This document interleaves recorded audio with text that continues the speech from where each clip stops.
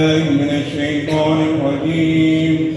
بسم الله الرحمن الرحيم. الحمد لله رب العالمين الرحمن الرحيم مالك يوم الدين. إياك نعبد وإياك نستعين. اهدنا الصراط المستقيم صراط الذين أنعمت عليهم غير المغضوب عليهم ولا الضالين. آمين. حتى يشهد صلى الله على حبيبه محمد وآله وصحبه وسلم. صلى الله على حبيبه محمد وآله وصحبه وسلم. صلى الله على حبيبه محمد وآله وصحبه وسلم. صلى الله على حبيبه محمد وآله وصحبه وسلم. حقة إشراشه. بسم الله الرحمن الرحيم. ألم نشرح لك صدرك ووضعنا عنك وزرك الذي أنقض ظهرك ورفعنا لك ذكرك فإن مع العسر يسرا إن مع العسر يسرا وإذا فرغت فانصب وإلى ربك فارغب. حتى الأجر. بسم الله الرحمن الرحيم. هو الله أحد الله الصمد لم يلد ولم يولد ولم يكن له كفوا أحد. بسم الله الرحمن الرحيم. هو الله أحد الله الصمد لم يلد ولم يولد ولم يكن له كفوا أحد. بسم الله الرحمن الرحيم. هو الله أحد الله الصمد لم يلد ولم يولد ولم يكن له كفوا أحد. حتى تثبت. بسم الله الرحمن الرحيم. الحمد لله رب العالمين الرحمن الرحيم مالك يوم الدين. إياك نعبد وإياك نستعين. اهدنا الصراط المستقيم صراط الذين أنعمت عليهم غير المغضوب عليهم ولا الضالين.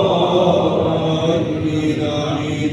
حتى يوشي صلى الله على حبيبه محمد وآله وصحبه وسلم. صلى الله على حبيبه محمد وآله وصحبه وسلم. صلى الله على حبيبه محمد وآله وصحبه وسلم. حق كلمة لا إله إلا أنت سبحانك إني كنت من الظالمين. لا إله إلا أنت سبحانك إني كنت من الظالمين. لا إله إلا أنت سبحانك إني كنت من الظالمين. حتى نوحي صلى الله على حبيبه محمد وآله وصحبه وسلم. صلى الله على حبيبه محمد وآله وصحبه وسلم. صلى الله على حبيبه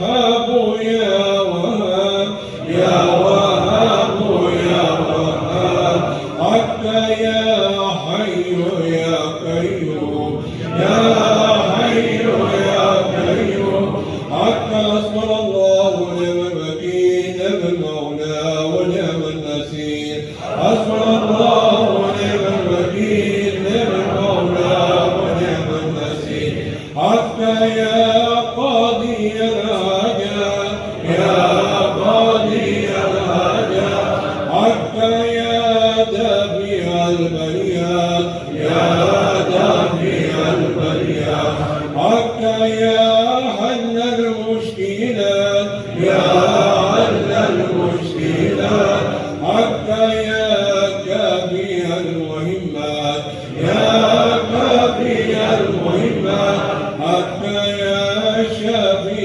الأمراض يا شافي الأمراض حق يا منزل البركات يا منزل البركات حق يا مسبب الأسباب يا مسبب الأسباب حق يا رافع الدرجات يا رافع الدرجات حق يا مجيب الدعوات يا مجيب الدعوات حق يا أمان الخائفين يا أمان الخائفين حق يا خير الناصرين يا خير الناصرين حق يا دليل المتحيرين يا دليل المتحيرين حق يا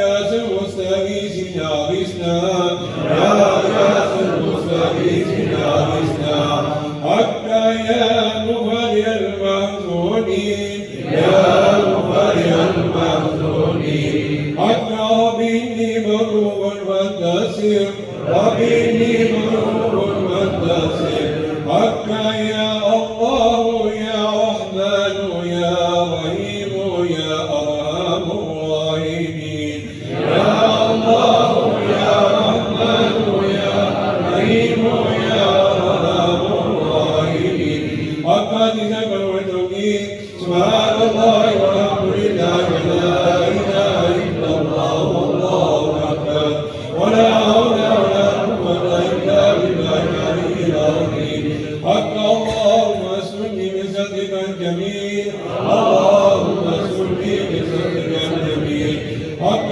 كرسي صلى الله على حبيبه محمد وآله وأصحابه وسلم صلى الله على حبيبه محمد وآله وأصحابه وسلم صلى الله على حبيبه محمد وآله وأصحابه وسلم.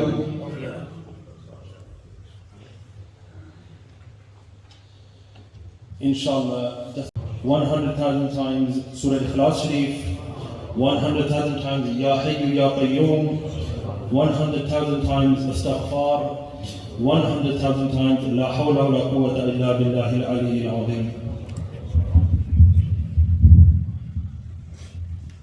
And Alhamdulillah, an additional 100,000 times Durood Sharif has just been received as well. Jazakallah.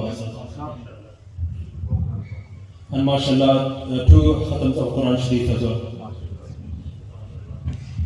آمين. اللهم صل على سيدنا ومولانا محمد النبي الأمي وعلى آله وأزواجه أمهات المؤمنين وذرياته وأهل بيته كما صليت على إبراهيم وعلى آل إبراهيم إنك حميد مجيد. بسم الله الرحمن الرحيم.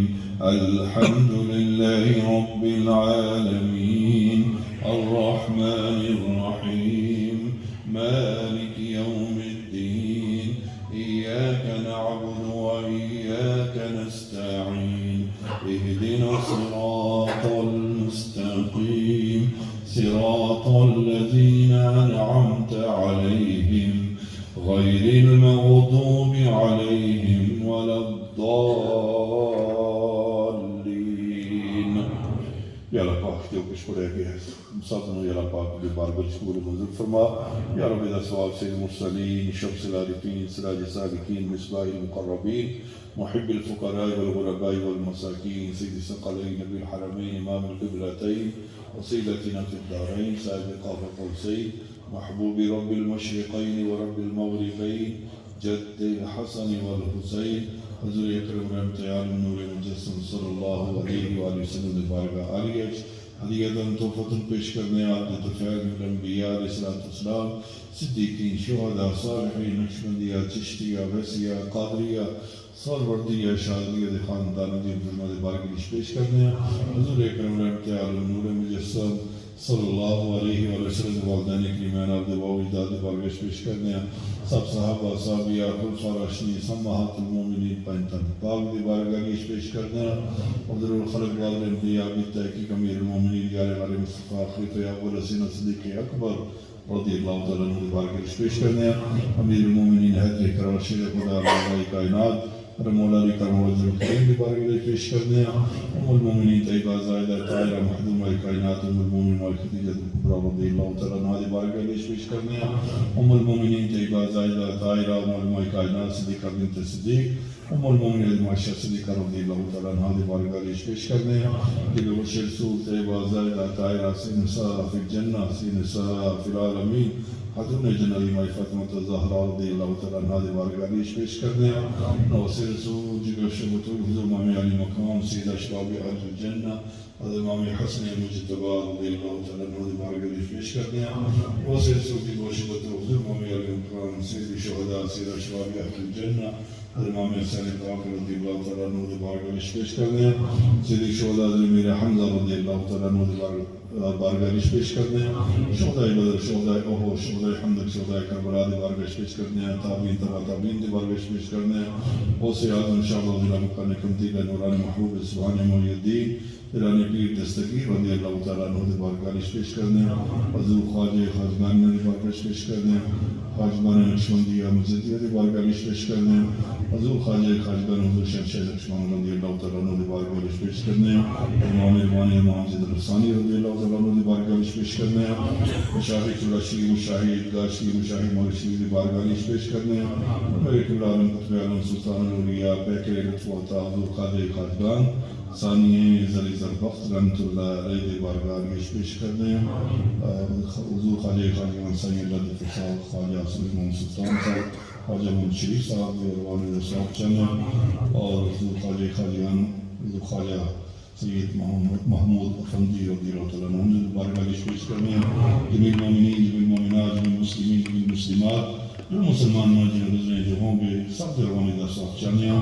یا رب آپ اس مبارک ذکر دست کے سارے میں نیک حاجات پوریا فرما پوری مشکل آسان فرما دین اسلام عطا فرما اسر محتاجنا فرما دستگیری فرما اپنے نیک مقاصد کامیابوں کا مران فرما یا رب آپ سارے جتنے ذکار دوست با بیمارن دعا وسی بیمارن یا کہ سارے شوائے کاملہ آج سے تکری عطا فرما یا رب آپ حضور پاک دی منتحات رحم فرما یا رب آپ حضور پاک دی مدی صلاح فرما یا رب آپ حضور پاک دی شرقی عطا فرما میرا پاک عالم اسلام دا بول بالا فرما خصوصاً پاکستانی صدمے کی برقرار رکھی میرا پاک یہ دو سازر نگاہ شرط میں ایک مظلم مقصود تک پہنچا انصرنا فإنك خير الناصرين وافتح لنا فإنك خير الفاتحين واغفر لنا فإنك خير الغافرين وارحمنا فإنك خير الراحمين وارزقنا فإنك خير الرازقين واحفظنا فإنك خير الحافظين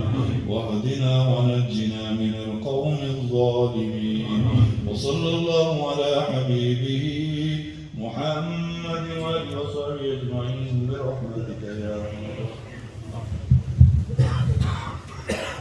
الرجيم بسم الله الرحمن الرحيم ألا إن أولياء الله لا خوف عليهم ولا هم يحزنون الذين آمنوا وكانوا يتقون نقشبند عالم نقش مراببند نقش جناببند که گویند نقشبند O designer and printer of the universe, design and fashion my heart. Design me in such a way that when people see me, they truly see me as a Naqshbandi.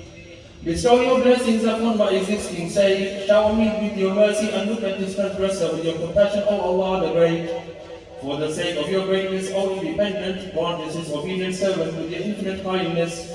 I plead for the sake of your everlasting excellence, generosity, bounty, mercy, and forgiveness in the treasures of your blessings. There are no limits and there are no bounds to your endless favors. In what manner can I ask for your divine mercy? And these are the means in which I plead. Grace us in the name of your beloved Hazrat Muhammad Mustafa sallallahu alayhi wa sallam, the seal of the prophets, the most noble and exalted of all creation, was the king of both worlds, who is irreplaceable, unique, the possessor and distributor of divine knowledge and revelation. Have mercy upon us for the sake of Hazrat Abu Bakr as-Siddiq, the master of truth, the great lover who was captured in the beauty of the Prophet and gave everything for his beloved. For the sake of Hazrat Salman Faris, the sincere one, and Hazrat Qasim, the supreme leader of Allah's friends. Shower us with your endless forgiveness for the sake of the faithful spiritual leader, Hazrat Imam Jafar al-Sadiq. Preserve our honor through the intercession of Bayati, Abu al-Hasan and Abu Ali Farmadi. On the day of resurrection, give me the companionship of Yusuf Hamdani so I can cling to their holy presence. The Sufi kings Abdul Halik Arif al-Rawabili and the Sufi master Mahmud Azizan, who reflected the beautiful character of the Blessed Prophet sallallahu alaihi wasallam. The Honored Baba Samasi and the excellent Hazrat Amir Khalal, the master of complete purity and the one with the perfected and enlightened soul. The chief of the assembly of the Naqshbandi order, the possessor of the divine secrets and the benefactor of the nation. Their first step is every master's last, the excellent Baha'uddin, the distributor, the courageous, the commendable. Ya Allah, for the sake of Father Alauddin, may this humble servant remain steadfast in the religion of Ahmad. Place me under the protection of Hazrat Yaqub al-Charqi, Ubaydullah Shah and Hazrat Muhammad Zahid. Ya Allah, for the sake of this holy man, cleanse the soul of this disobedient servant from the marks of sins. Forgive me, Ya Allah, for the sake of Hada Darwash, Hada Antanakin, Hada Bakilillah. Ya Allah, I beseech you for the sake of that great master, the mediator you have never refused, the beloved of your beloved and deeply in love, in the excessive passion of Ahmad, they are more perpetual. The permanent pole of truth, the great leader of the nation, forgive us for the sake of Shaykh Ahmad, the reviver of the millennia. Bestow your forgiveness upon our faults for the sake of the sustain of your religion, Urwatul Wuthqa, the everlasting strength in the city of Sikhin, the one who is the son amongst the mystics. The successors of the Naqshbandi order, Hazrat Hudratullah, Hazrat Zubayr, Khwaja Ashraf, and Hazrat Jamalullah, the men of goodness and piety. Hazrat Isa Muhammad, Hazrat Fayazullah Shah, Hazrat Nur Muhammad, and Hazrat Faqir Ibad Shah. His Eminence, the Honorable Hafiz Abdul Kareem, the bearer of the Lord of Islam, and the man with the great character. Familiar with the secrets of the truth, the wonders of Allah, La ilaha, the knower of the path of reality, and the one who provides sanctuary for the mystics. The mercy of Allah has invited him into his domain, quietly ascending to the highest station in heaven. Ya Allah, have mercy for the sake of the great master of the beautiful religion of Islam, the one blessed with spiritual insight, the Father Sufi Nawabuddin, whose chest is enriched with the unification of Allah's religion, and whose pure heart reflects the beautiful Mount Sinai, whose forehead is the interpretation of the book of Allah, and reflecting the embodiment of Hazrat Imam Hussein radiallahu ta'ala anhu. Ya Allah, have mercy upon me for the sake of the Master who tried to the path of salvation, the Sultan al-Awliya, Hazrat Khwaja Sufi Muhammad Aslam. For the sake of your beloved, their justice overflowing in the love of the Holy Prophet sallallahu alaihi wasallam, their heart is illuminated and their face is brightened over to beautiful sight. This truth is apparent all over the world. His blessings continue to illuminate Asia and Europe more and more. Ya Allah, have mercy for the sake of that great master, Hazrat Khwaja Sufi Riyaz Ahmad. They ask for the companionship of the Ashraf through all four corners from every direction that comes to call Allah. Grant me the love of the masters of the Naqshbandi order, raise us on the day of the resurrection with these saints. For the sake of these pious men, grant this humble servant success in both worlds and sustain everyone's dignity in religious and worldly affairs. या इलाही सब दुआएं रुत से मकबूल हों जब चले सुरियां से तेरी याद में मशगूल हों अल्लाह अल्लाह अल्लाह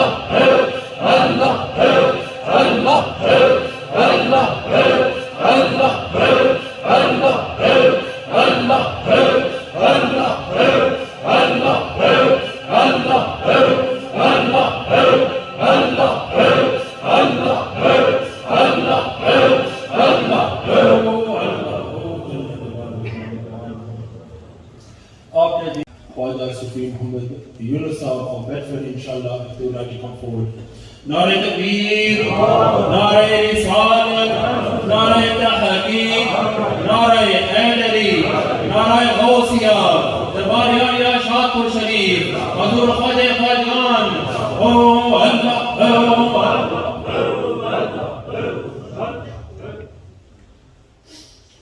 Allahumma salli ala sayyidina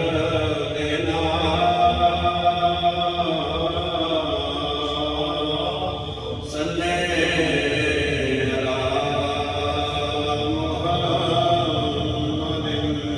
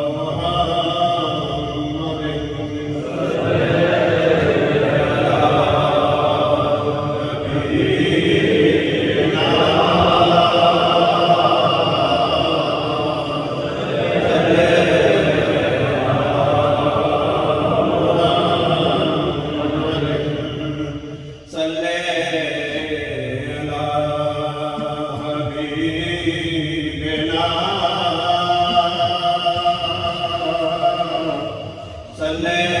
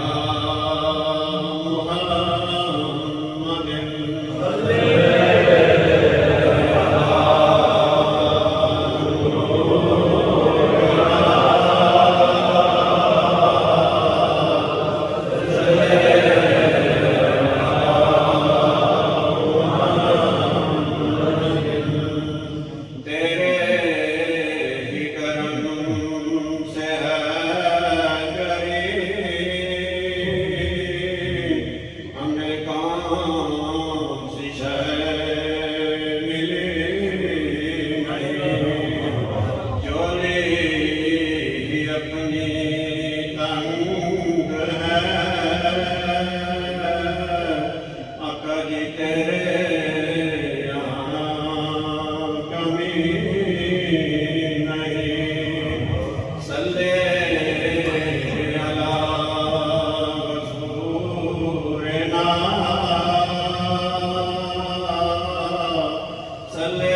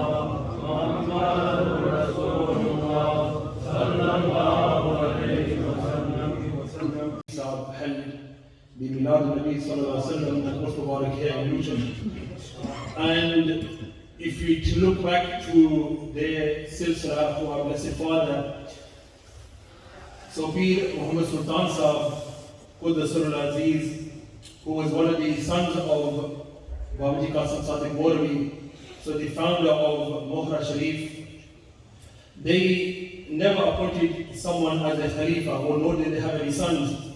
And when Sayyid Sahib Sayyid al-Dasa Rahmatullah alayhi, when they went to Mohra Sharif, they had a lot of love for Sultan Sahib, and they were speaking that my other brothers have many khalifs and many sons, and who will remember us once we have passed away? And Sayyid Sahib replied that, Hazur, with your nazar-e-karam, inshallah, we will remember you. And so Sayyid Sahib instructed all of the khalifs, and our father was and is from amongst one of them, that when you do our also, you are to also do the also of Pir Muhammad Sultan Sahib, rahmatullah alayhi as well. And if we look now to Tajdar Mohri Sharif, Qayyum Panjam, Hazur Khwaja Khwajgan, Hazur Khwaja Muhammad Masoom Sahib, rahmatullah alayhi Qudrasul Aziz, when they were critical in Pakistan, Hazur Qibla Alam, Wali Shahpur Sharif, Hazur Khwaja Khwajgan, Sultan Awliya, Hazur Khwaja Sufi Muhammad Aslam Sahib, rahmatullah alayhi Qudrasul Aziz, went to visit them. And Allah, Khwaja Muhammad Masoom Sahib started crying when they saw Qibla Alam. And they said that today we have realized if you have no one left behind you, what happens with the person? And Qibla Alam giving them reassurance, they said, Hazur, inshallah we are here and we will remember you.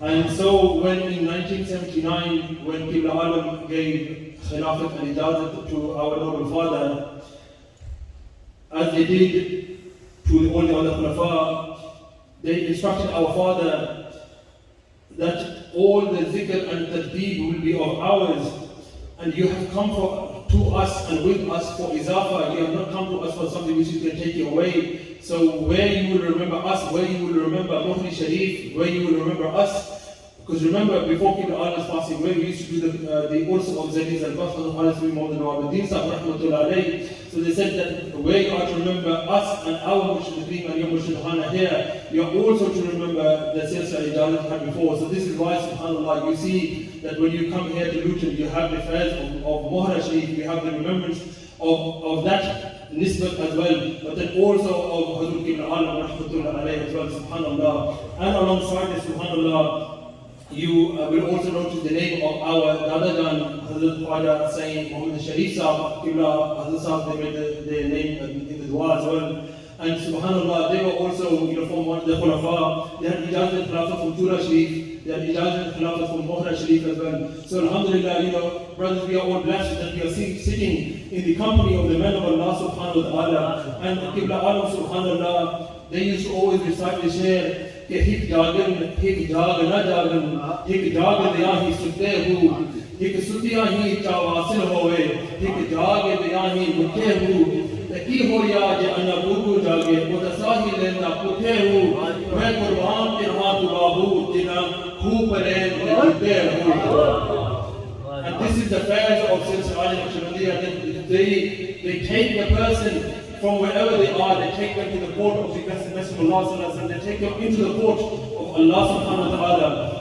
And we are, as we have concluded the first message, the first portion of this mahfil, inshallah, we would like to start, as is the deed, to enlighten our hearts. Najib would like to invite Sahibzada Muhammad Junaid Shahpuri Sahib, inshallah, if they would like to come forward and enlighten our hearts with the beautiful words of Allah subhanahu wa ta'ala. Nare Takbir, Nare Risalat, Nare Tahaqeeq, Nare Haidari, Nare Ghausiyya, Darbar Aliya Shahpur Sharif, Faizan Hazur Khwaja Khwajgan.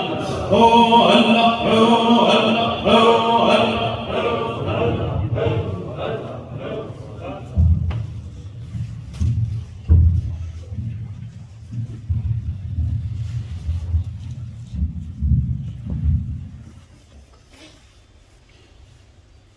أعوذ بالله من الشيطان الرجيم.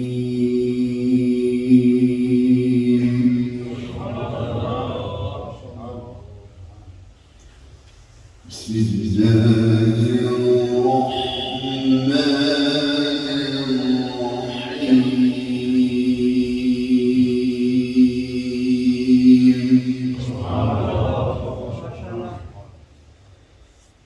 إن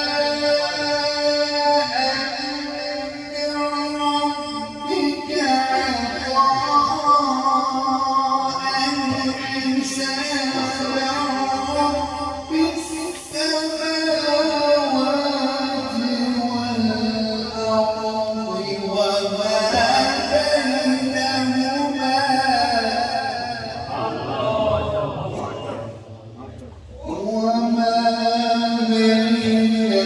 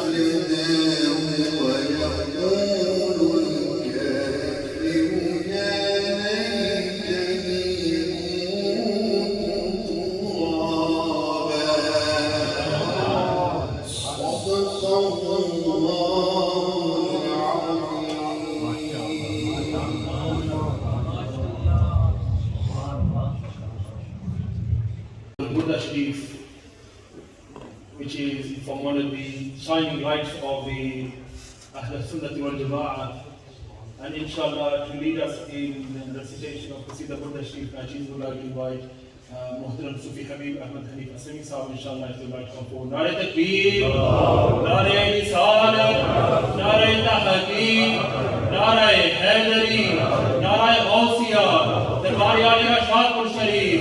Oh Allah, oh Allah, oh Allah, oh Allah, oh Allah, oh Allah, oh Allah.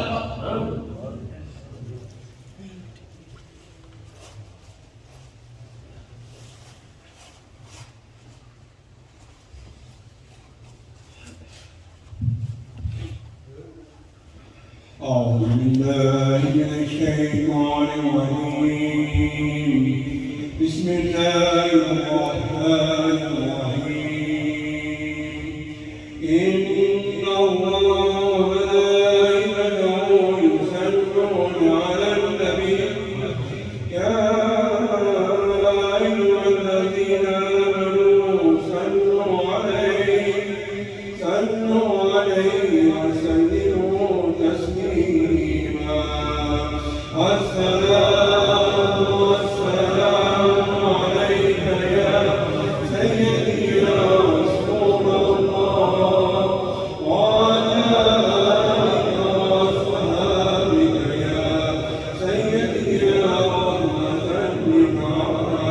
للعالمين مولاي صل وسلم دائما أبدا على حبيبك خير الخلق كلهم مولاي صل وسلم دائما أبدا على حبيبك خير الخلق كلهم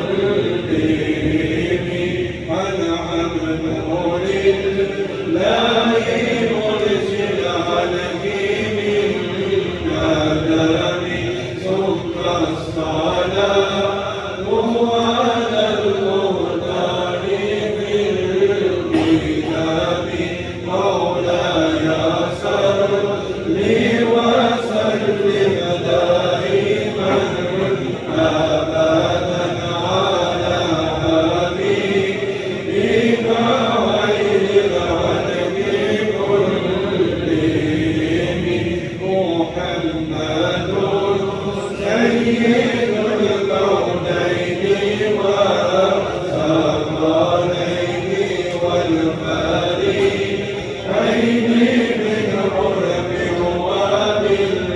وبالمجال مولاي صل وسلم دائما أبدا على حبيبك خير الخلق كلهم هو الحبيب الذي ترجى شفاعته لكل حول من الأحوال مقتحم مولاي صل وسلم دائما أبدا على حبيبك خير الخلق كلهم ثم الرضا عن أبي بكر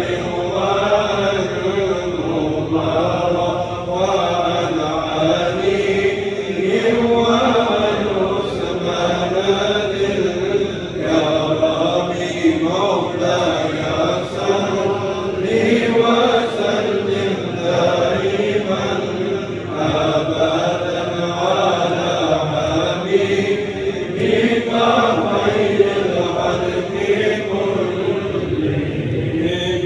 ويؤمن بنا شيدي فيها واغفر لي قولي أسأل المغفر خير يا ذا الجود والكرم مولاي صل وسلم دائما أبدا على حبيبك خير الخلق كلهم يا ربي بالمصطفى بلغ مقاصدنا واغفر لنا ما مضى يا واسع الكرم مولاي صل وسلم دائما أبدا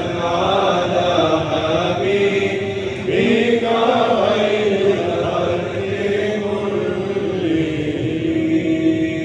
اللهم صل وسلم وبارك عليه اللهم صل على المصطفى حبيبنا محمد عليه السلام اللهم صل على المصطفى حبيبنا محمد عليه السلام اللهم صل على المصطفى نبينا محمد عليه السلام الله الله الله الله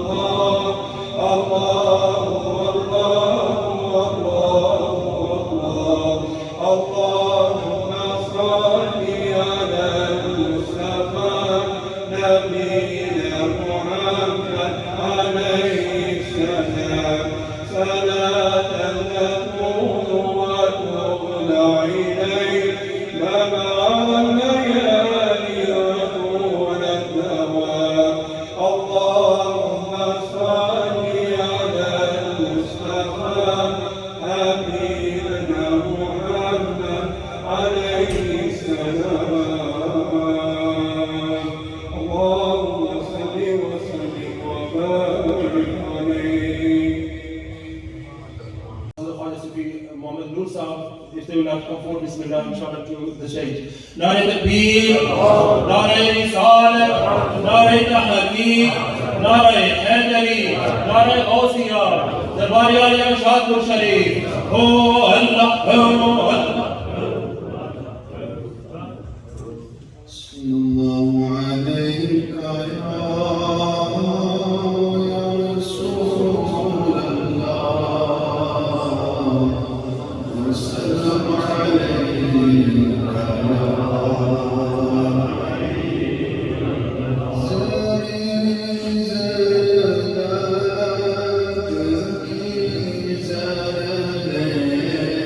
يا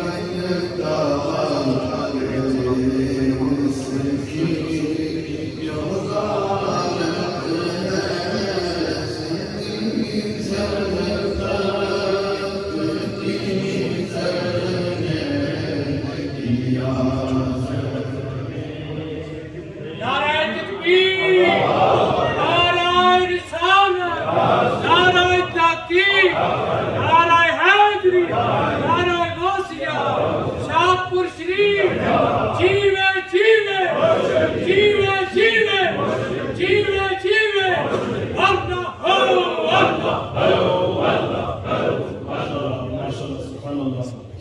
like to come forward and you'd like to know our hearts with their beautiful qasida. Nare Takbir, Nare Risalat, Nare Tahqiq, Nare Haidari, Nare Gausiya, the Bari Ali Shahpur Sharif.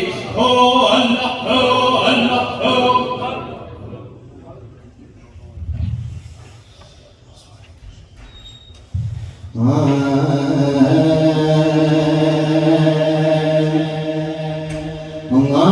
اللهم صل وسلم على نبينا محمد عليه السلام سلام تدوم وتعدى وما الليالي وطول